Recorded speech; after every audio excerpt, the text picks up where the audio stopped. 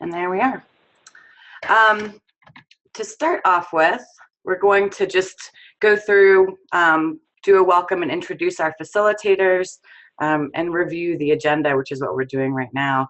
I'm going to provide a brief national context and some resources that have been used and are becoming more commonly used to look at student veteran access and success in higher education. It's not an exhaustive list by any stretch, and I am most certainly not an expert in this field. However, it has been a very helpful starting point as you look at your own institution on different resources and ways in which you may be able to align some of your institutional priorities with things that are emerging as best practices in the field.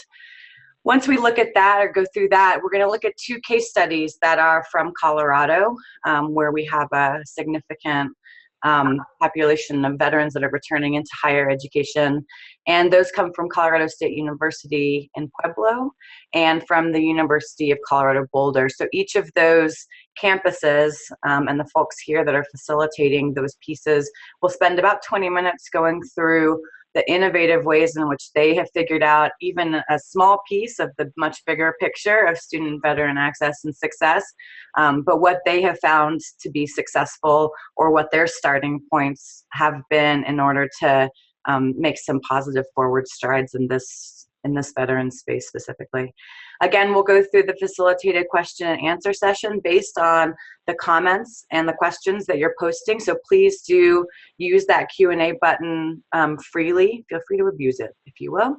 And we'll pull questions from there and ask them of our facilitators and try to direct you all to the most helpful resources that we can so that you're getting the most out of this. And then we shall close in the way that we close, which is by kicking you off the webinar. All right, so with that, I will start with some introductions. And I'm wondering if we want to go through, look at that fanciness. I didn't realize it did that on the webinar. If we want to go through and do introductions in this order, if you guys want to unmute yourselves and provide just a brief overview of who you are and your institution. Laura? Hello, everyone. My name is Laura Barella. I'm the Director of Veteran Affairs for Colorado State University, Pueblo. Great. Stu? Stu Elliott. I'm the Director of Veteran Services here at CU Boulder. Wonderful. Dominic? Yes, I'm Dominic. I'm a VLC, a Veteran Leader Corps alum, also a student at CSU Pueblo in the Bachelor of Social Work program. Great, and we'll hear more from Dominic and a reference to the Veteran Leader Corps program, which is one of the programs we run here through Campus Compact of the Mountain West. So we'll hear more from Dominic as a participant in a moment. Pam? Hi, I'm Pam Richmond, and I'm an Associate Professor in Social Work at Colorado State University, Pueblo. Wonderful, great. Thank you all. So for a little bit of understanding of why Campus Compact of the Mountain West has a role to play in this field. Starting about a year and a half ago, Campus Compact of the Mountain West reached out to some of our campus-based partners and started hearing more and more about some specific challenges around this great influx of veterans onto college and university campuses without an infrastructure at those institutions of higher education to really support meaningful academic success and really engagement back into community for those individuals, for those students. And so we began working with institutions such as CSU Pueblo and CU Boulder to develop a suite of programs that we call Second Mission, and that stands for Service, Education, and Careers. And this is a list of some of the Second Mission initiatives that we began, again, starting about a year and a half ago, to focus on a few different specific areas. So we have an AmeriCorps Vista program, which many of you on the call, I'm sure, are familiar with Vista programs. And this one is going to be starting this spring, looking at veteran access to and success in higher education. So really looking at equity issues and how we can successfully get veterans into institutions that meet their needs for academic achievement and for career readiness. So what do they want to be when they graduate? And make sure that's aligned, and also to help with some tracking so that we're really understanding who's coming through the door and who's leaving which would be helpful. We work with the Mission Continues to provide fellowships to post 9/11 combat veterans, and those are individuals that are working on community engagement through service. We have a veteran arts initiative, primarily through partnerships with the Telling Project, Veteran Arts Showcase, and Theater of War. And again, another opportunity for veterans to engage in community life through the arts. And then finally, our Veteran Leader Corps AmeriCorps program, which Dominic referenced a moment ago. And that is through a Points of Light initiative in the Community Blueprint Network, and really focuses nationally on job readiness and community engagement for veterans. Campus Comeback to the Mountain West was one of the first higher education organizations to partner with Points of Light for Veteran Leader Corps. So individuals, alums like Dominic, who you'll hear from in a moment, really sort of created the roadmap, and I'm sure you'll hear from him a little bit of the some of the struggles and opportunities that come with being a guinea pig, particularly in institutions of higher education, which can be difficult to navigate at times. So this is all just to give you an idea of how Campus Compact of the Mountain West is really working with campuses to try to help support some of these student veteran initiatives, both to get folks enrolled and successfully persisting to graduation, and also ready for careers in the civilian workforce. So for a little bit of national context, a little bit of national perspective, before we hear some specifics from our campus-based facilitators, and I would like to provide the caveat that a lot of these things are generalizations, but it's based on the information that we have. Higher education is pretty quickly becoming a significant transition point for folks that are separating from the military, and as the transition point back into civilian life. And a lot of that is due to the wide availability of the post 9/11 GI Bill. So there's a lot of opportunity for veterans to be able, and service members to be able to get their education and really leverage all of the experiences they've had in the military into something that's going to prepare them for a career. However, that's a big influx, a significant influx in a fairly short amount of time. For those of you that are not aware, that the post 9/11 GI Bill provides up to 36 months of financial support for honorably discharged veterans that have served 90 days after September 10th, 2001. There are, I'm sure, 1,000,001 nuances to the post 9/11 GI Bill that I wouldn't even dare to speak to, and that can be a whole nother webinar with certifying officials and all of the ways in which that GI Bill, I'm sure, is a wonderful benefit to and can be quite unwieldy to try to work through for folks.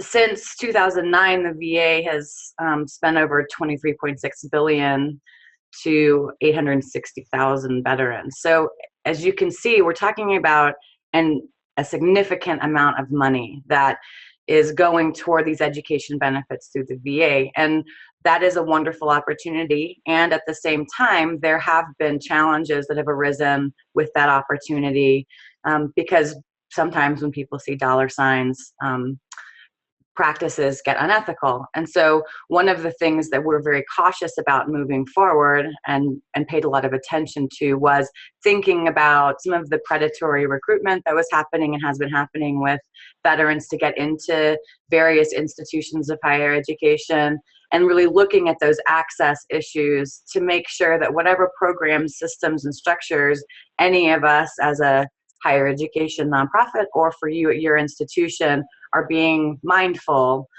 that the education experience needs to fit the veteran and their goals just as well as it does the benefits that they bring with them through the VA. For a Colorado context, since 2009, the number of veterans in higher education has risen from 9,000 approximately to over 26,000. So as you can see, in a relatively short period of time, there's been a significant influx of student veterans onto Colorado university and college campuses. And really the focus of this webinar is around what are those structures and systems that will allow the support, meaningful support of those individuals. Demographically, and again, this is in general, student veterans align pretty closely with non-traditional adult learners. So older than your traditional undergraduate student, mostly over 25. First generation to college in large part, but not all. Primarily married or with dependents, and tend to be working and balancing a lot more than some full-time undergraduate students are. So again, that's just a sort of brief overview of the national context. Moving forward, there was an initiative that was started through a collaborative effort of the Departments of Education, Veterans Affairs, and Defense to look at and identify 8 keys to veteran success in higher education. And the next couple of minutes I'm going to spend, again, going over this macro sort of information and resources that will help to show you all how a lot of other folks, external folks, are determining high impact practices for veteran supportive campuses, and whether that's through official recognition or just through following what other campuses and institutions of higher education have done successfully. This is where a lot of this information comes from. There have been about 1,300 campuses nationally that have committed to supporting veterans as they pursue their education and employment goals by aligning with the 8 keys to veteran success. And really this is around creating culture of trust and connectiveness on your campus. So some of those are sort of institutional culture, ensuring the support of campus leadership, which I'm sure you'll hear about as the folks that are going to be presenting next will talk about. Looking at ways in which campuses can better track and create some early alert systems is the way that they use the language they use in here to make sure that veterans are on track to be successful and have the support systems that they need in order to achieve what they're there to achieve.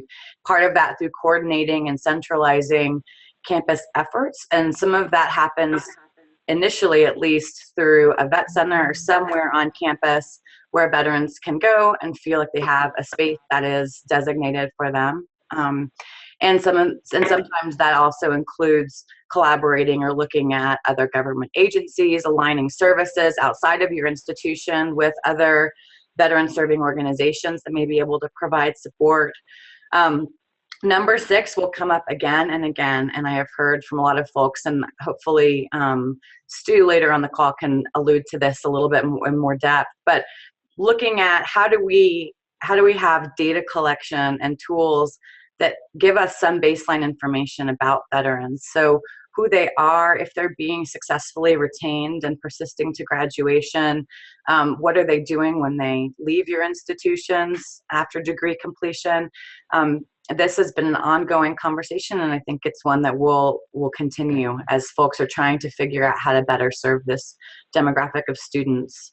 And then looking at on your campus, are faculty and staff well versed? Do they have the professional development and support that they need to understand how to best serve and work with student veterans that are in their classrooms? So again, these 8 keys to veteran success are sort of a set of principles that campuses can sign on to in addition to these principles of excellence. It's kind of dizzying to read it as it goes across spinning.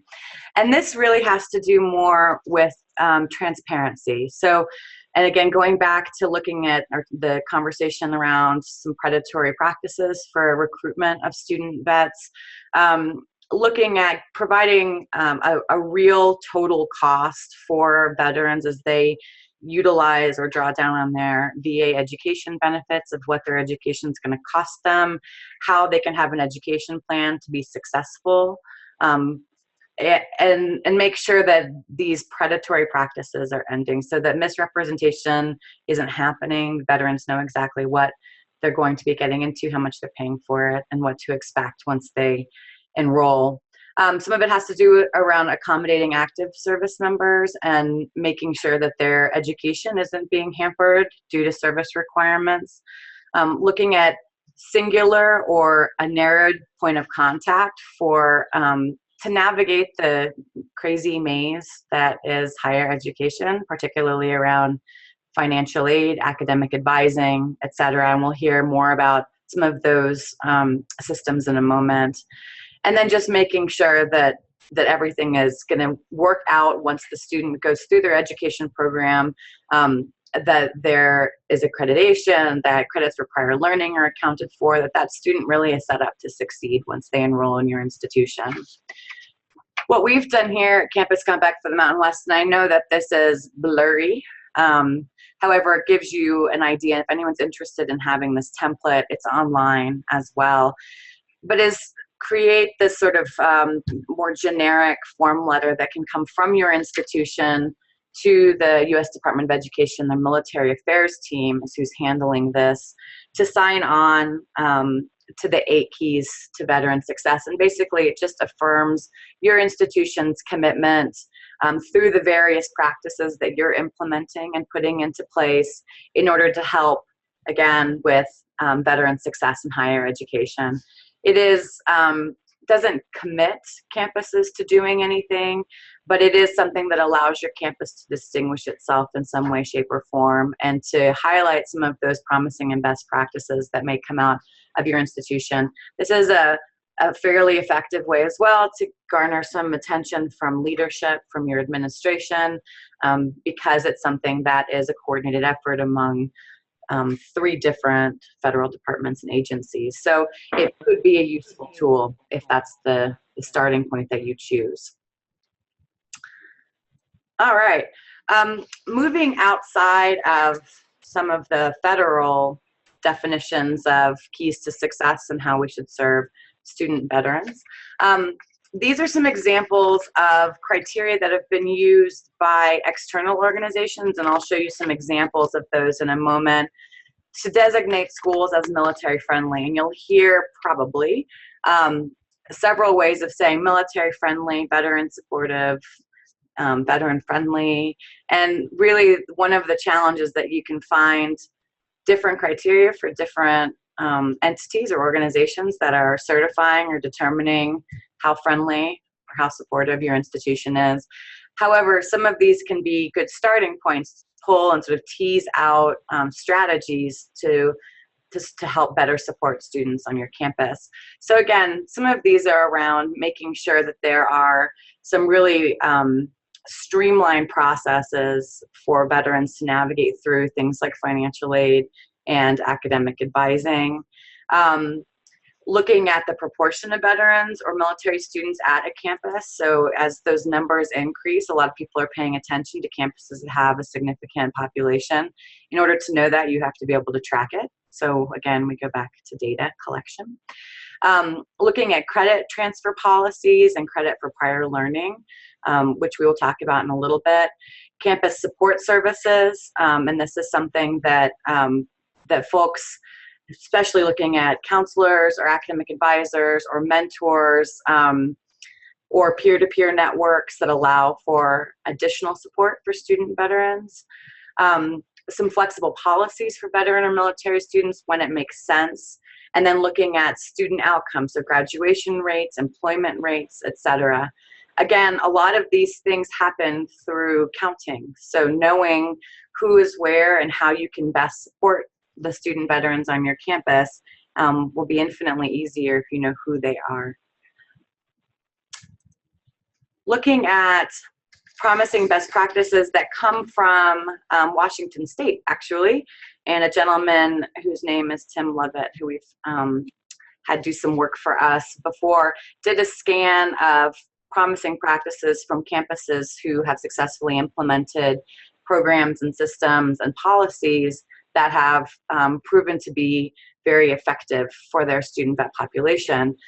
Looking at an advisory committee that's comprised of administrators, faculty, staff, and students to get perspectives from across campus about what would best serve the need of veteran students. Again, going back to faculty and staff development and training around some issues that may be specific to student veterans. Looking at a centralized location for all veteran-related resources. So that could be a vet center, it could be a website, it could be an office on campus. On some campuses, it's a faculty member who is sort of the designated go-to person. So a lot of these are going to be very institution-specific. looking at resources through the VA Work Study Program. And if you don't know a lot about that program, I'm sure folks on this call, the facilitators, can point you in the right direction. And then again, credit for prior learning. So making sure that as student vets come into your institutions, that all of the expertise and training that is appropriate to receive college credit for is receiving college credit, so that we can get them successfully graduated and utilize some of those experiences to their benefit. So just real quickly, these are some of the areas that you may want to look for your institution when you look at if there's an official designation or an area in which you want or would be helpful to be recognized, or to figure out what criteria other entities are using to determine better and supportive. This is one, bestcolleges.com, and they go through and talk about their ranking methodology, talk about what are the factors. Is it a yellow ribbon school? Are they a member of the Service Members Opportunity Colleges, which we'll look at in a second? So really looking across the campus to see if there's that institutional commitment, the will, and the implementation of some of these best practices. Another resource that is out there, the Military Times Best for Vets Colleges, is also a ranking, and you can see some of these, yellow ribbon school, the support staff, academic staff. Do they have a veterans office? Is there sort of other structures in place to be able to support students? And then looking at their total enrollment. So a lot of people are looking at the percentage of veterans on campuses, and really working to try to support, particularly those institutions that have significant populations. Lastly, this is that Service Members Opportunity College, and it's another great place to look. This is co-sponsored through the American Association of State Colleges and Universities, American Association of Community Colleges, and then a whole bunch of higher education associations to really look at how can higher education more globally provide support to and really understand the unique needs of servicemen and women. And this is a pretty good one-stop shop for getting a lot of information about how larger higher education associations are seeing the kind of support that service members need in order to be successful in their academic pursuits. Okay. So with that, hopefully that provided folks with a sort of big picture look at why this topic is a really hot topic for a lot of institutions, in part based on just the influx of veterans and servicemen and women onto campuses, but also because we need to make sure that our institutions aren't being reactive, but are really being thoughtful in how we're putting together programs and systems that are serving the needs of men and women who are coming back and coming onto our campuses. So to start this process, we're going to turn to Dominic Pilateri. Dominic, even though his little tag says Pamela Richmond, do not be confused. That is him. Dominic served and recently finished his AmeriCorps term during the Veteran Leader Corps program at CSU Pueblo. As he mentioned before, he is a student and did his term of service while also completing his studies, which is awesome, and really paved the way, as I mentioned before, in this first class of Veteran Leader Corps members to look at and figure out what are those sort of systemic things we can do to help at CSU Pueblo specifically be successful. So with that, Dominic, I'm going to turn it over to you, and then Dominic will be followed by Pam and Laura, also from CSU Pueblo. Go for it. Thank you. Wonderful introduction there, Steph. You sort of set the stage of some background of where I have operated out of, especially as a VLC, and our tasks as being a VLC. So we certainly had some milestones to hit, and we really didn't know where to go with the first couple months. But that said, there was sort of a compression of getting people enrolled in the VLC since it's government and a lot of reporting and documents to submit to become a VLC. And in that time between the scheduled training to sort of understand what we were tasked to do, there was some lag time. And when we found out what our precise mission was, I had already done some research and sort of probed around. And you were talking about an institution being military friendly, which CSU Pueblo is designated as being military friendly through Military Times. And so a lot of things were already in place, and I sort of felt a mission to try to find something to support that or make it more effective. And we sort of developed this thing called the Ombuds, which changed to a mediator, which now is a liaison. So Points of Light and AmeriCorps and the Community Blueprint were all supportive, and I must say that something that was in Community Blueprint called the Toolbox is very helpful. So next slide, Steph. Yes, again, being a student, I knew it was what was available for students. I really didn't know it was out in the community, so I had a chance to engage with the Veterans Council downtown, and there was a whole bunch of stuff. Pueblo's an amazing place and supported veterans, but that really didn't answer the question of what student veterans were facing. And again, there were some mission requirements with Points of Light, so on and so forth, to engage students to come engage perhaps in higher learning. So back, veteran issues perhaps would be that the veteran students may have certain psychological issues such as post-traumatic stress disorder, that they may at certain points in sitting in a classroom may feel, and which a lot of students felt that faculty wasn't aware of or was insensitive to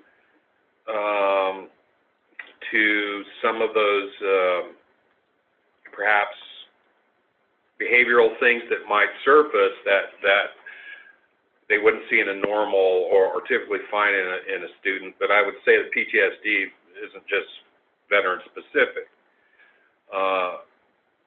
So I had a chance to speak to a lot of students, and this is where the ombudsman idea sort of surfaced in sort of acting as a go-between with any issue the student veteran may have with faculty or the institution. And of course, there's this giant monolith of an institution you're dealing with, which moves very slowly.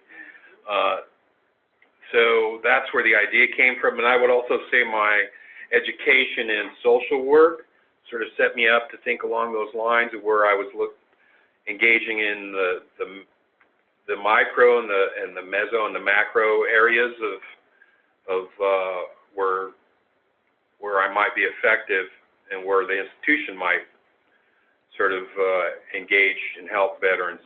Next slide.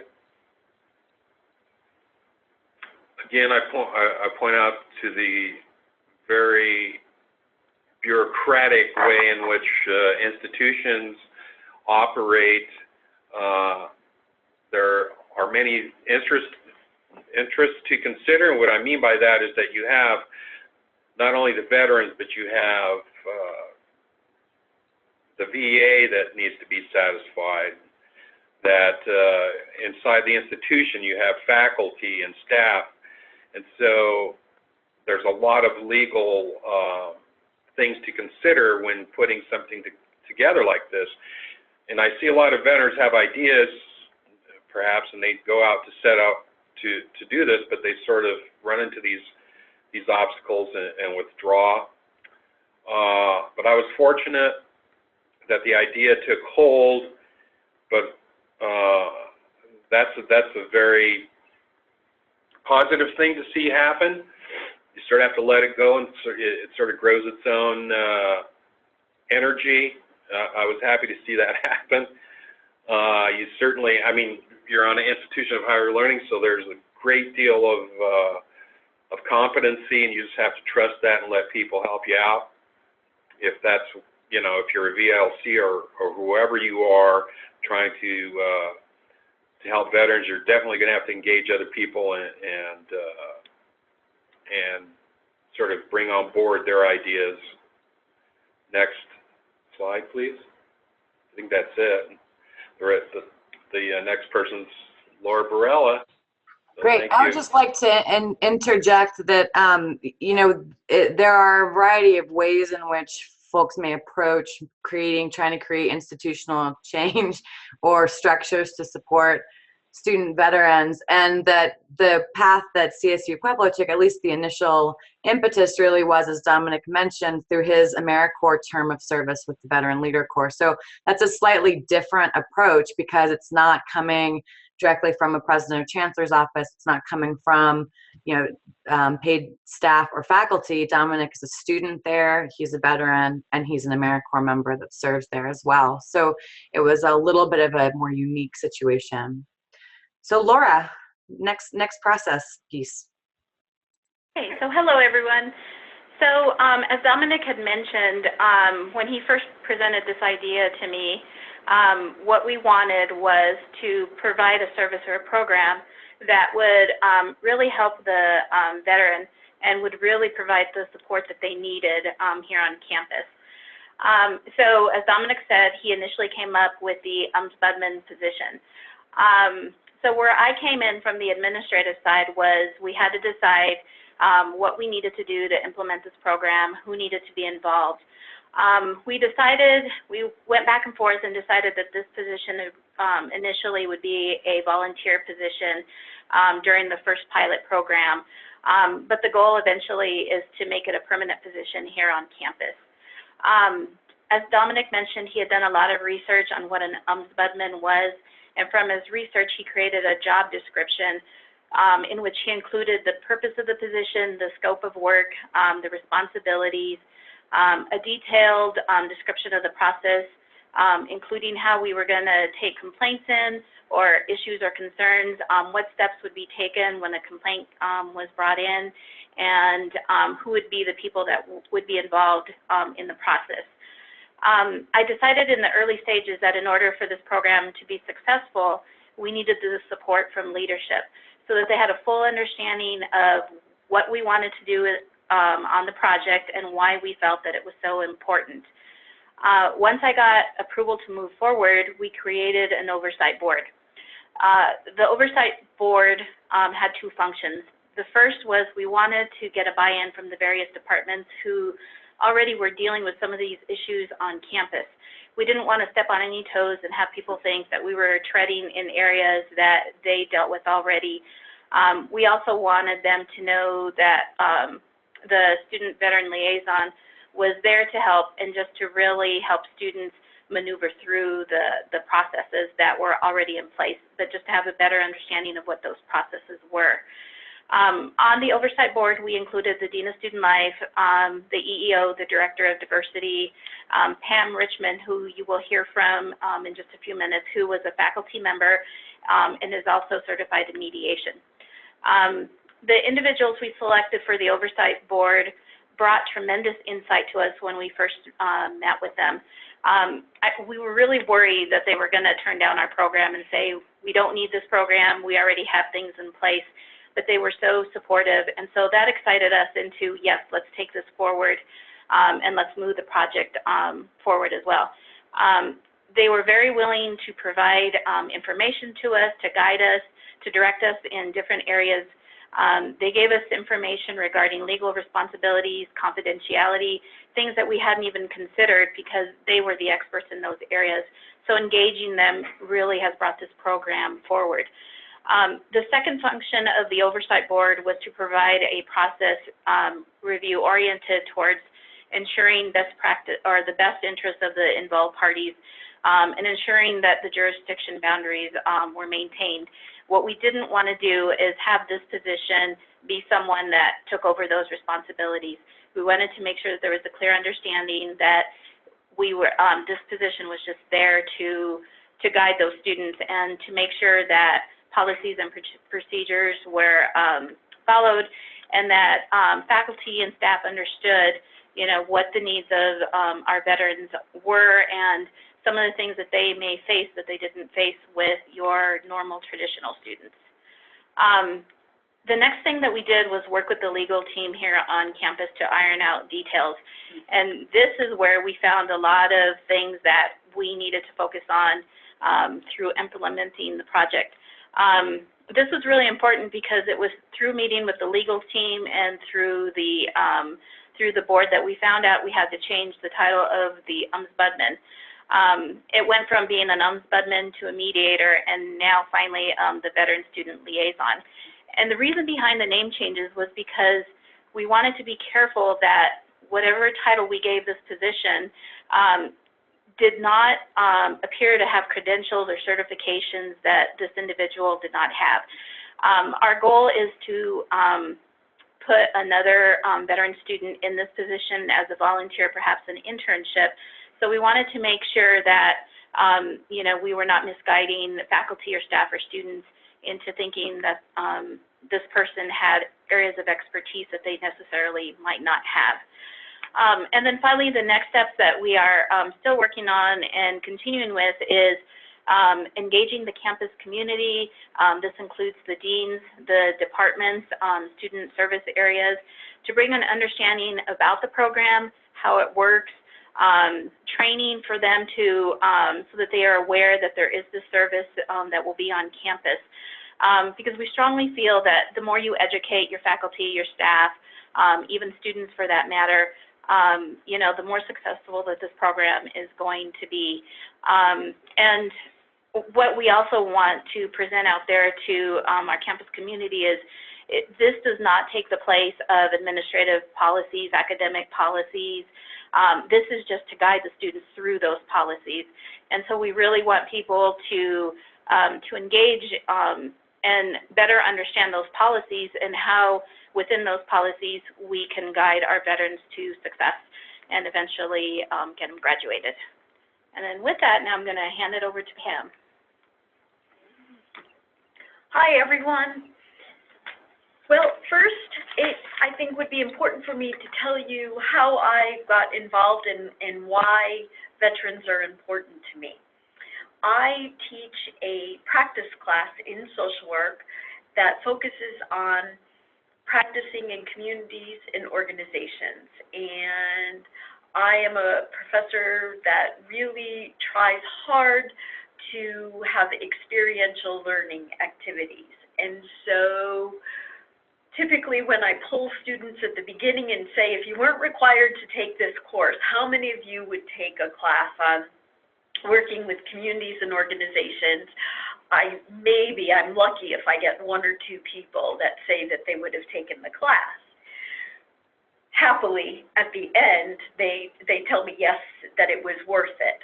And part of that reason is because they have to go through a process and identify a need in the community, and then they have to develop a plan, and then they have to respond to it, all in 15 weeks. And one group of students had either experience as a veteran, were married to a veteran, or had a veteran within their family. And they decided that they wanted to focus on educating the CSU Pueblo community about veteran needs. And I learned a lot from that. What I was very excited about, they brought in speakers and they participated in veteran forums. And what was very exciting to me as a faculty member is that when I attended, because of course I was grading them on this project, that there were many people from around campus that were there and were interested, individuals from the counseling center, other professors, and that kind of got me, not that I hadn't recognized the need before, but perhaps on a broader scale that there needed to be more education on campus. And so when I was asked to serve on this advisory board, I was delighted. I tried very hard to create safe environments in the classroom where people can agree to disagree if people don't understand something I'm saying or disagree with something that I'm saying, that in a respectful manner we can have an open and honest dialogue. And I certainly would never, ever want to say or do something that would inadvertently be insensitive and make a veteran student not feel comfortable. So that is very important to me. And I wanted to be known as a faculty member that if someone was having a problem navigating through the bureaucratic system, that my name would be thrown out there as someone that they could come and talk to, and that I would not be judgmental, and I would help them find the resources. So that's kind of my interest. Certainly, through the presentation that my students participated in, they talked freely and they gave examples of faculty members in class, certainly perhaps under the guise of academic freedom, talking about their perspective, political perspectives about war, and certainly saying something not directed to the student, but certainly something that could trigger a negative reaction within a student. Individuals, classmates making comments about the war. Individuals perhaps not having a seat in the back of the room and then just saying, I can't go to class. And those are things that are really important that everyone on campus should be aware of and should realize. And so when we were serving on the advisory board and we were having this conversation, I just happened to throw out that I was a certified mediator. I am a mediator for campus, so if there are disputes between administration and faculty, then I am one of the mediators that can hope to kind of keep things at bay and find a resolution. And so we felt that that might be a wonderful step for veteran students that were coming into the Veterans Affairs office and were saying to Laura or Dominic, you know, a professor doesn't understand, or they're accusing me, or they're looking at me the wrong way. And so we felt having a mediation component might be very helpful. What's important to keep in mind is that we're really looking at this as a twofold kind of helping process. So Veterans Affairs Office would be there to help navigate the system. So if a student was having difficulty, say, with financial aid, or some of the things, Stephanie, that you mentioned early on, that the office could then point them in the direction or to a key person. Where I come in is if there is a difficulty with a student, a veteran student, that is really kind of prohibiting them or keeping them from going to class, being successful in class, feeling that they are part of the campus community. And so that second portion of it would be to have mediation. Now, Laura has appointed me to be the liaison at the very beginning while we're kind of working through the kinks and until we can get another person on board, a student on board and trained for this. Mediation, the beautiful thing about it is it's free. Both parties agree to it. The mediator does not take a side. The mediator is there to make sure that both parties are heard and both parties are able to have a say and input into a solution, if a solution can be sought. And the mediator kind of guides that process. The mediator does not take sides. And so the benefit of this would be, for example, if a student comes to class and sees that there's no seat in the back of the room or that there's not an easy exit, and they turn around and don't go to class and don't feel that they can talk to the professor, but then they're not doing well in the class. And then the professor is saying, well, you're not doing well because you're not coming to class, where perhaps if there was just a conversation to work out some of the kinks, both people would have a better understanding of where each person is coming from, and we can get the student back into the classroom and being successful. As Laura mentioned, there's certainly a lot of people that are kind of involved in this process, and one of the things as a mediator, but also as a social worker, that was helpful when we talked with legal counsel on campus. One of the things that we added, and actually I was the one encouraging that it be added in, something about being a mandated reporter.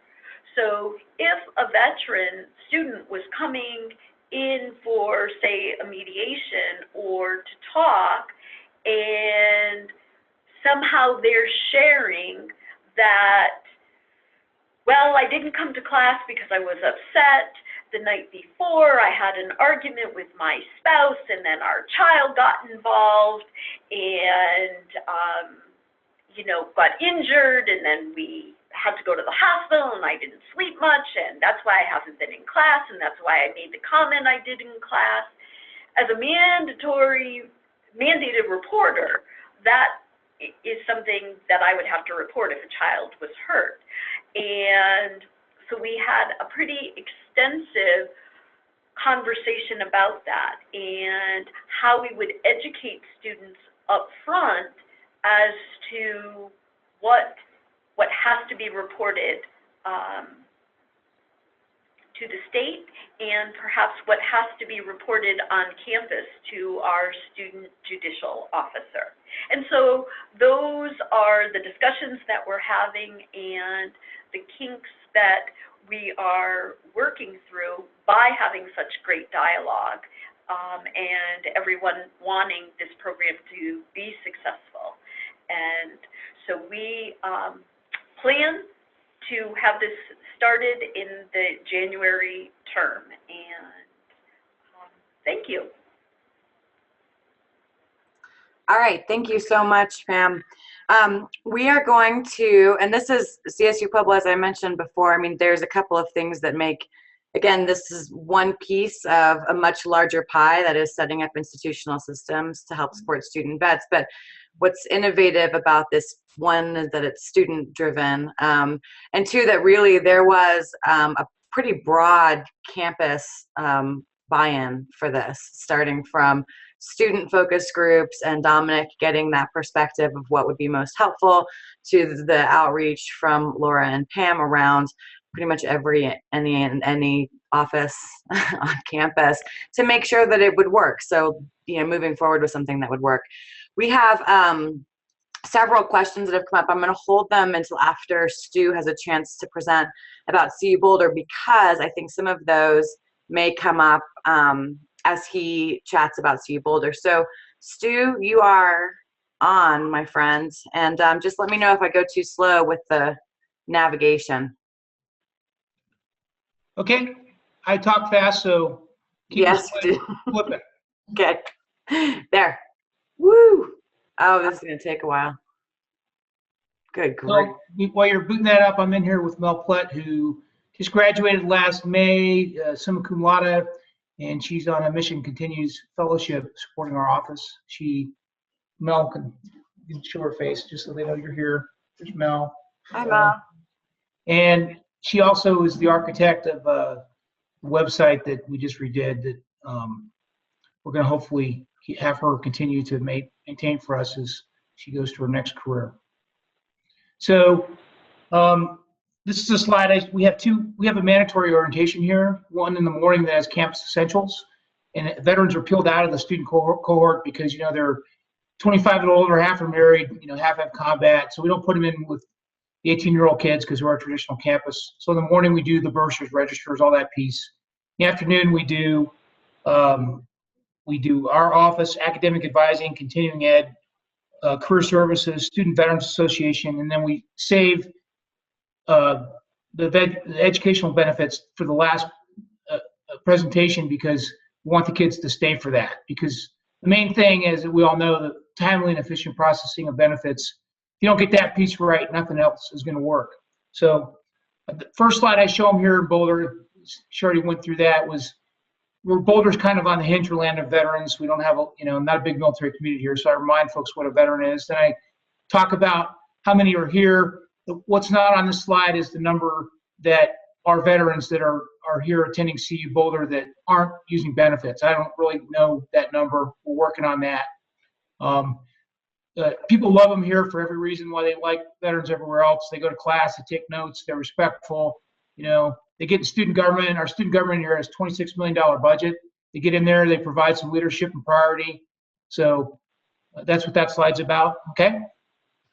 Slide, please. Mm-hmm. And, part of we're a signatory to the 8 Keys for Success. You need to have a place for them to come. And strategy here is pretty simple, probably the same for everybody else. Transition here, success while here, and then post-success. And then the programs and policies that support those 3 things. But they need a place on campus to go and decompress from.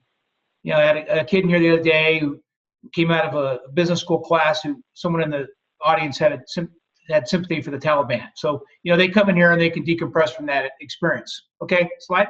Hey, Stu, can I ask you a question? This is something that's come up with the question and answer, and since you mentioned it. So it sounds like to you, having that designated veteran space is a pretty critical element. Would you rate that? I mean, as far as all of the different strategies campuses could start with, as far as creating more of a veteran supportive campus, how highly would you rate, or how much importance would you place on having the veteran space at CU Boulder? On a 10 out of 10 scale, I'd give it the highest priority because they have to engage with folks because that's how they're going to be successful in life. But as they transition in that engagement, they need a place to decompress. Absolutely. And I don't know if Mel can speak to that as well. Definitely. So I went to the Art Institute for a year down in Denver. Sorry. Come closer, Mel. So I went to the Art Institute down in Denver for a year prior to coming to CU Boulder, and there is no veteran community down there. I ran across one other person who had served, and so we chatted, but I felt so isolated and just like extremely stressed out because there was nobody or no place I could go that if I felt like I just needed somebody to talk to for a minute or just a quick check in with another vet and be like, yeah, I'm struggling with this. Yeah, you're struggling with that. It kind of gives you that sense of community and belonging on campus. And coming here to CU Boulder, it's completely different. I feel like I'm part of a family here, and if you're ever just having a day where you need to, just to be around some people with a similar experience, having that spot is extremely important. Has made all the difference in my experience here versus the other campus. Great, thanks, Mel. Thanks for letting me interrupt you, Stu. Hey, easy day. Slide. Yep. Boy, you can tell you're in the military. Hold on. There. So phase 1. Prior to arrival, we talked about the own specific orientation we do. We have a student day and admissions. I have campus partners across the campus that is a Veteran Plus One and bursars, registrars, active everywhere, so I can have point of contact in each place. The website is critical to their arrival here. They can process all their paperwork electronically via our website. And then over the summers, we do orientations for just the parents, because I can tell you that we have about 150 or so dependents that are using transfer benefits here, and the parents are they need a lot of information. So a way to avert them from having to come into our office was to run orientations for them in the summer. And then that's all, our webpage there is listed as well. Slide, please. Success while they're here, I think that the number one thing, if they don't get paid in a timely and efficient manner, they're going to be highly upset. So you need to square away that piece first. So we have a school certified official in our office. We just hired a gal from University of Iowa who does third-party billing and bursars. And what that does is it creates a third-party contract and bursars that keeps the veteran account open so they don't get debt letters from the VA. And then when we do get reimbursed from the VA, that account is covered. So it's really helped out with a lot of those issues. But once that's obviously after you get a place for them to decompress, you need to get them paid. I talked about the campus partners, and I meet with those once every quarter. I get them all together, and we get together for about an hour and a half and share best practices. And off-campus partners, just a note on that. As you all know, there's a lot of actors in the veteran landscape. Some of them are good. Some of them are in it for profit. Some of them are in it, for various reasons. I'm very careful on who I partner with in my office.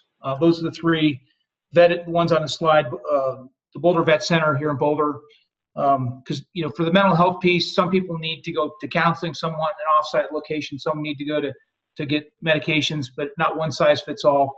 So that's a good offsite place, off-campus place. Veterans Helping Veterans Now, they're in Longmont.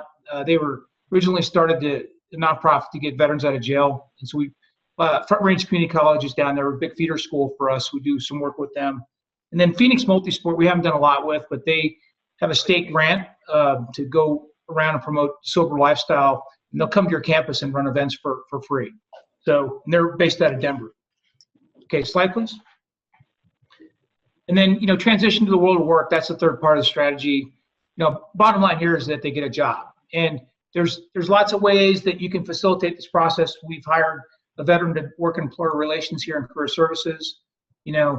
I had an event the other day at the Boulder Country Club where we raised $30,000, and I put vets in with the Wells Fargo guy, the First Bank guy, this guy, and they got interviews. I mean, lots of different ways to facilitate that process. But boots to suits or whatever your program is. But our philosophy here was to leverage existing resources on campus. We have a career services in student affairs, one in engineering, and then one in the B school. Employers, donors talked about that. Veteran alumni, another good piece. And then Mel here is working on a sponsorship program where we have a list of the veterans that are coming to campus. She'll get veterans from the Student Veteran Association to volunteer and sponsor that veteran as they're coming to campus. So, they can, here's how you get your buff card, here's how you do this, all those things because the bureaucracy here in higher ed is more cumbersome than the military, I can tell you that.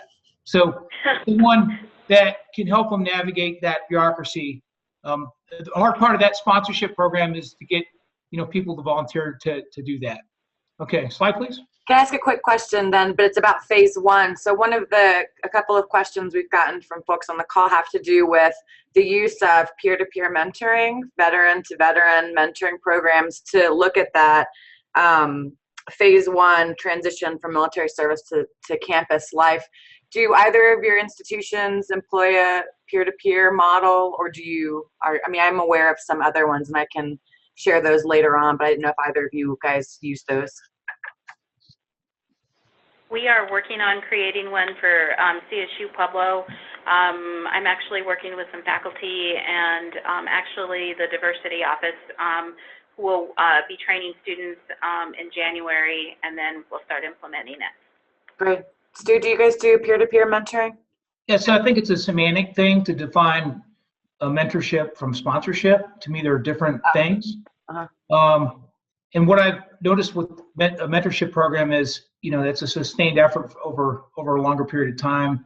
And frankly, it's been hard to get, there's initial interest in that, but sustaining that throughout the collegiate experience here has been problematic. So that's why we're focusing more on a sponsorship thing to set them up for success when they initially arrive. I know for those of you that are curious about peer-to-peer mentoring, I know that University of Colorado Springs, I think Philip Morris, who's their director for veteran services there, has initiated a peer-to-peer model. And there are some other examples that we can share after this webinar is over. Great. All right, moving forward. Thanks.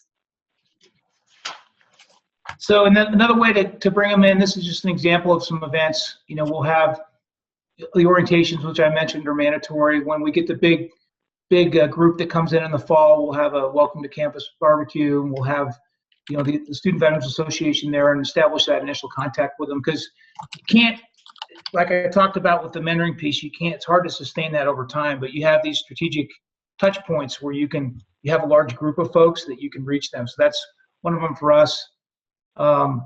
Family lunch, that's for you know, a lot of folks come here from military bases and you come to a place like here, there's no community or support. We bring them in here for a lunch. We do a football game. We have Veterans Day. Veterans Week is going on right now. Boulder's a big arts community. We deal with the Dairy Center where there's been panels down there, panels on campus, coffee conversations. Mel just got back from a panel. And it's been a good collaboration, you know, ways to just kind of collaborate with whatever the main focus of your local community. In Boulder, it's obviously the arts. That's been real good. And then we do these graduation brunches for folks that, you know, they get a coin, they get a graduation cord, a lapel pin. Their parents come in, they tell you, you know, what they majored in and what they're going to go do, and that's been pretty successful as well. Slide, please. So in our portion of the afternoon session of mandatory orientation, we bring in academic advising, and that is extremely helpful. Because most of the students, as you know, are transfer students, and having someone that can help them navigate that landscape. So we have a great resource in arts and science, and another great resource in engineering.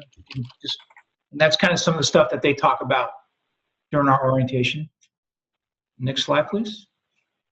Transfer credit, that always comes up, and you know, some places are going to take more than other places. You know, to me, it's about credit for service, and what does that mean? Is it 6 credits? You know, there's some things you can quantify, like you went to Defense Language Institute or you went to this nuclear school or whatever, but other stuff is not easily quantifiable, especially when you're dealing with the academic side or the faculty assembly. So I can tell you on this issue, some places will take more and some will take less, and you just should be upfront with them on that as you have that conversation as they transition to your institution.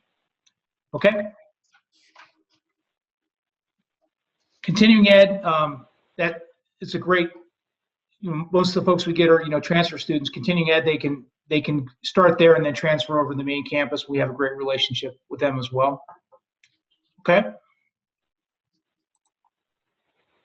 This is the engineering slide, and the point here is, you know, it's pretty. If you can get out of the CU engineering school, I think it's ranked, I don't know, 5th or 6th in the country. You're going to get a job, but people think, you know, that's going to be really hard to get in there, and so this guy does a really good job of breaking that out for folks that want to do that, because a lot of people will initially go to arts and sciences and they'll want to transition to something else. Okay. And more on continuing ed. More on that. And then we hired a veteran to work in career services.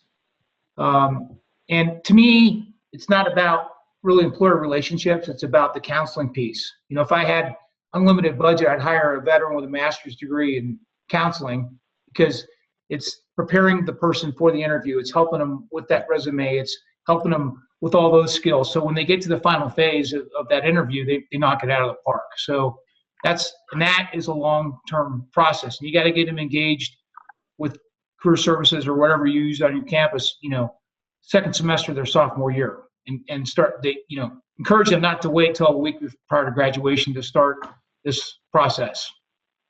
Okay. SBA, I mean, that's critical anywhere. We're only as good as the students. They're the tactical plug into the campus. And as you all know, students will do stuff or participate in stuff if they want to, or sometimes they'll tell you that they're going to do it and they don't, you know. But the SBA, if you can get buy-in with your Student Veterans Association, that will open up a lot of doors and a lot of success. And this is some of the stuff that they talk about in our orientation. Slide, please. And they communicate on this thing called Facebook, and actually have joined their little page, and I can kind of watch how they talk, and they'll get on there and, hey, I just moved to Boulder, can someone help me move? And 8 veterans will chime in on there and, show up and help them move. And pretty collaborative. We post events on there, and I don't know if Mel has any more on the Facebook or how you guys communicate, but I think it's been pretty successful here. Okay. And more on the SVA. And then the last part is the educational. We have this last because we want them all to stay. Just explaining all the different terms and what they need to do to process their benefits while they're here at CU. It's good to always leave the money for the end. Yeah, because if you had this first, they'd probably leave right after that, right? So one of the questions, and thank you, Stu. So one of the questions that has been asked here, and we have struggled with this as well in looking at community engagement opportunities for student vets. How do you get them to show up? What do you do that is unique? How do you get the outreach piece of it? It's sort of an access and contact and enticement to start building and creating that community of student vets that then feel like Mel does, where it's really a second home for her to be in the vet center there. Yeah, so you're nothing without the SVA, so you need to encourage, people to volunteer for those key leadership positions in the SVA. And you can't do a bunch of events. You should just do 2 or 3, world-class events, like the vet football game or Veterans Day we had here at the Stadium Club, and get them involved in those things. And then they also like free stuff. So, you host events and you provide the food. You can't buy alcohol, obviously, but that will entice them to come out as well. What about you guys at CSU Pueblo? What have been some of your strategies for getting folks in the door to whatever it is that you're trying to get them to? A suggestion might be to contact faculty, and I know in one of my class, I built in community events and going to community events, and they earn points for that. So seeing if a faculty member would offer extra credit points for going. Great. I would say also, Stu was right when he said the SBA. That is really your key to getting students engaged and participating in activities. And also the Veterans Resource Center. Once the veterans know that there's a safe place to go hang out, decompress, they start to gather, they start to share information amongst each other. A lot of times we learn so much of what's going out in the community through them. So, getting a place for them to feel that, they can, be with other veterans and do their own thing, I think it's very important. So it sounds like the organizational piece around having the student vet organization or association on your campus, and then again going back to the vet center or vet space where folks feel like they can begin to converge together are 2 pretty critical starting points. Just a point on the space issue. We're currently in about 643 square feet. We're moving in about a year at about 2,500 square feet. As you have that student center, you need to separate the student lounge function from the office function, because if you get a lot of folks in there, it's going to inhibit staff ability to do that other work. So they need to have a lounge, but I would advocate, as you work with your institutions, for adequate square footage so you can separate the 2 functions. Yeah, that's a good point, Stu. And I've heard anecdotally from a couple of other campuses that there have been conflicts that have come up where there are, that lounge function where it's either people that are looking for complete peace and quiet or to connect with their peers. And then you've got the work section where VA work studies and staff of the veterans office or whatever it is they're trying to work, and whether it's around noise or sort of use of the space or appropriate sort of any kind of professionalism issues, have caused conflicts in the past. So it's something to be aware of. There have been several questions about data collection. So we mentioned it at the very beginning, and you guys have alluded to it as we've gone through, but what kind of information do you guys collect? What is the purpose of the information? How does the institution, so what's the mechanism for doing that? Stu, I know you had mentioned before some of the mandated tracking that's going to be coming down, but what are your institutions currently doing, and what kind of data do you collect?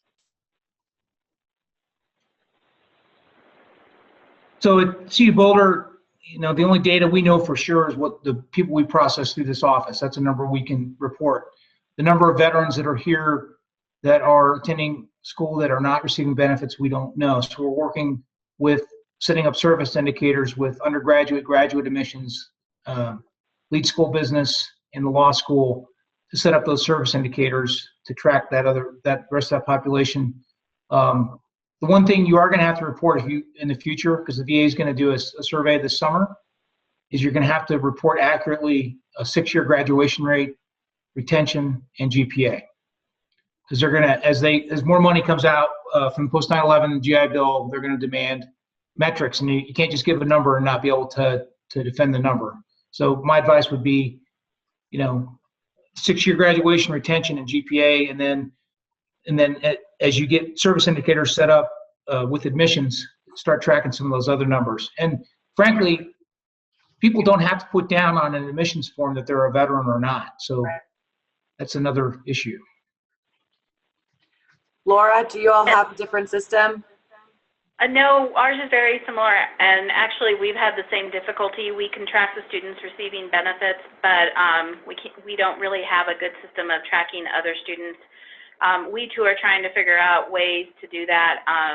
But as Stu mentioned too, we do have a small population, but we have students who don't want to disclose that they're veterans. So our tracking is never 100% accurate. So it's a process we still have to work on as well.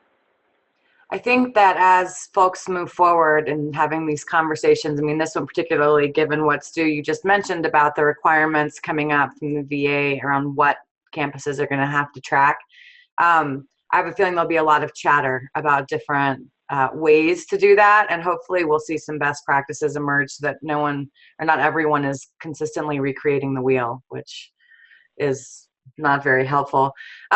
We've had a couple of questions from folks around other services that may go through your office, and these are really more specific to some of the mental behavioral health pieces. So how do you all, if those services aren't going directly out of your office to address the needs of students that may come in with different challenges in those areas, how do you work with the other either places on campus or, as some of you have mentioned, some of your community partners to help funnel or be able to provide resources to those students?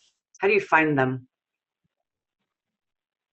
Yeah, so here, because we have a safe area here that they come to, and a veteran will talk to a veteran, not to be discriminatory at all, but a veteran will talk to another veteran differently than they'll talk to someone who's not.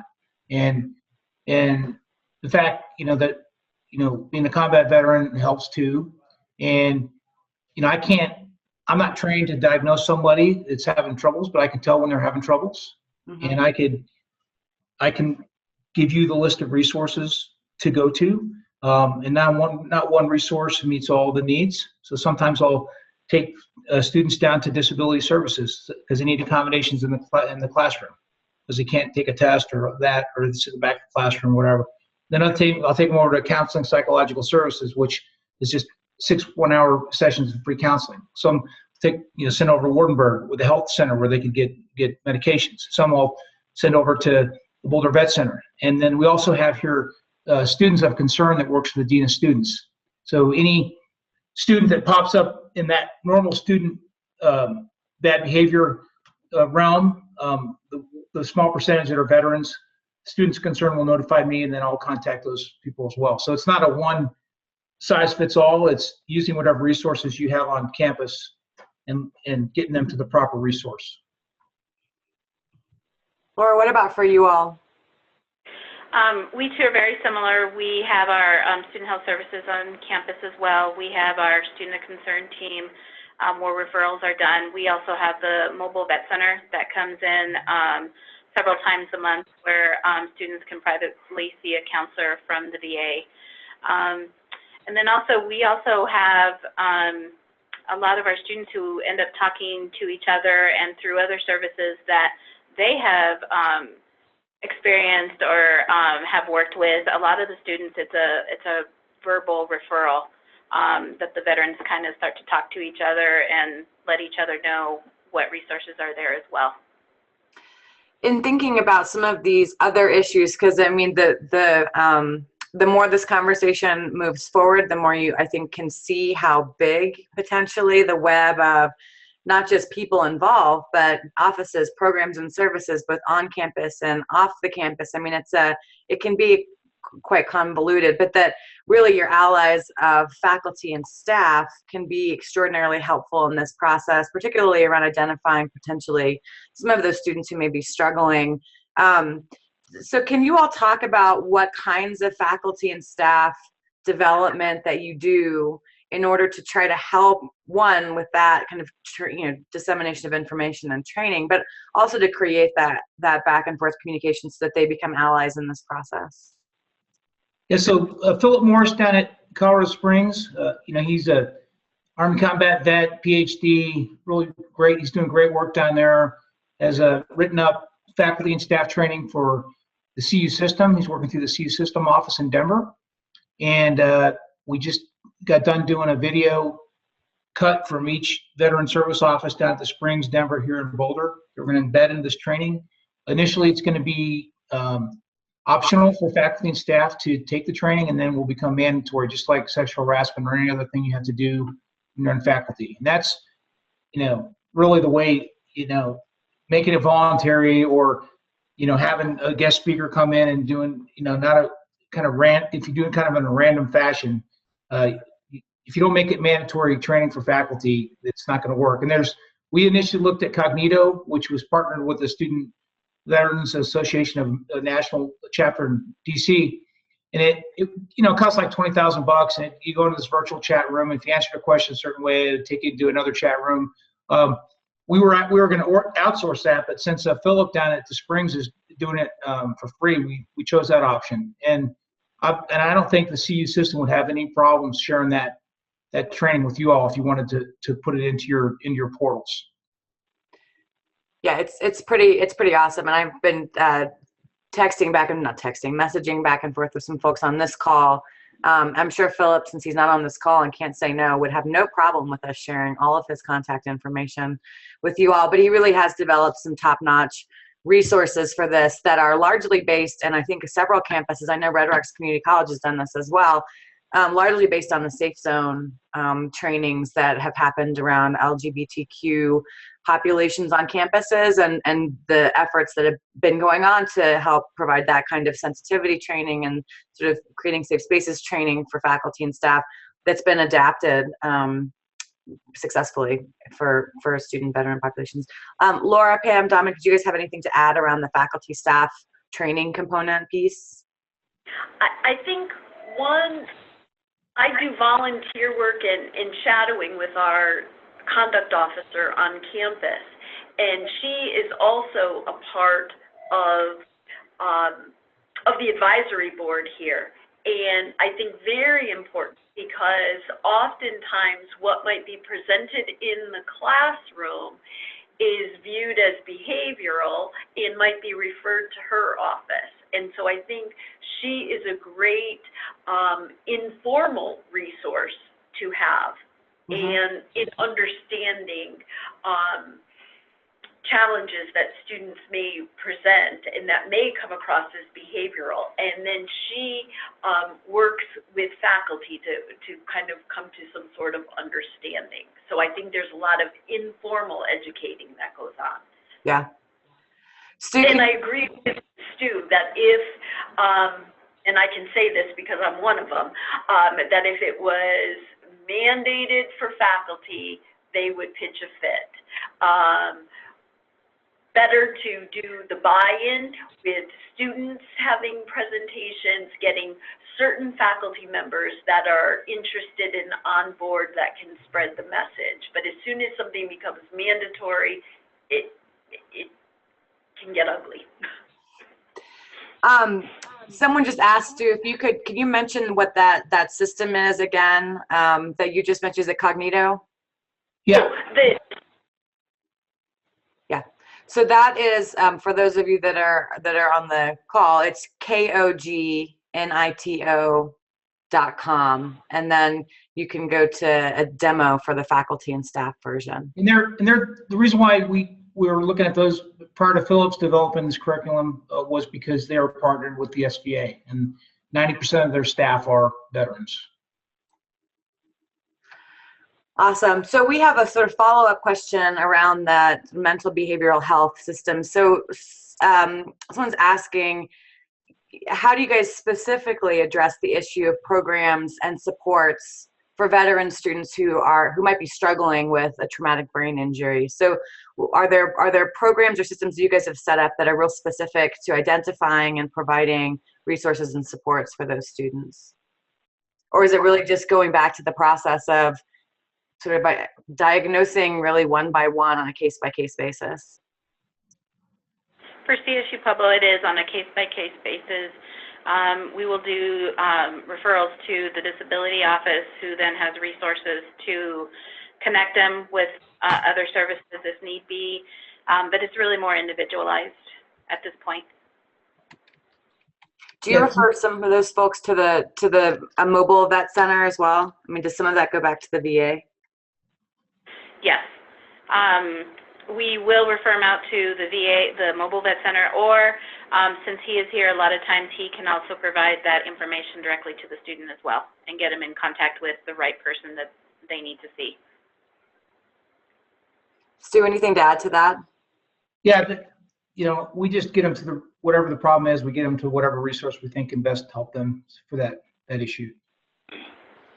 Great. One of the final questions that's been asked is, with all of the different criteria and the ways of determining if you're military friendly or veteran supportive or whatever it is that you are deemed, do you think that those are important designations? I mean, are they important to students, or is it something that's more helpful as an institutional support to continue the work that you're doing? Do you know if that makes sense?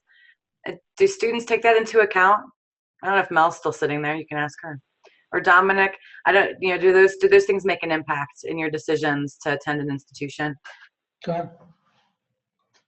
I would say as a student, it really doesn't matter. At least from my own personal view, I mean, you see a placard on a wall that says veteran friendly institution, and I think I think Pueblo fits it, but I've also heard some veterans here that say Pueblo needs to do more, so I'm not sure what's the criteria.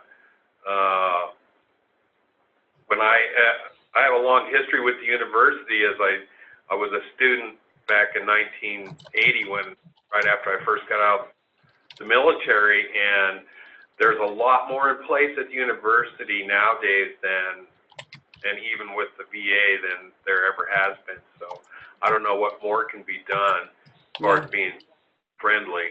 Yeah. Mel, what are your thoughts on that? So I think a lot of us getting out of the military, we're very goal-oriented. So we decide what we want to do, and then we look at the schools that have the programs we're interested in. And I think if you're looking at a specific type of program and considering multiple schools, if one has a designation as veteran-friendly, it may influence the decision somewhat. But it really, and from my experience and the peers that I've talked to, really what we're looking for is a world-class program in the subject we're interested in. Yeah. Yeah. And just on the practical side of that, to get that designation, you essentially have to do is fill out the survey. And then you get 4,000 other emails about buying advertising, right? Are you a cynic, Stu? A little bit. Okay, just checking. Okay.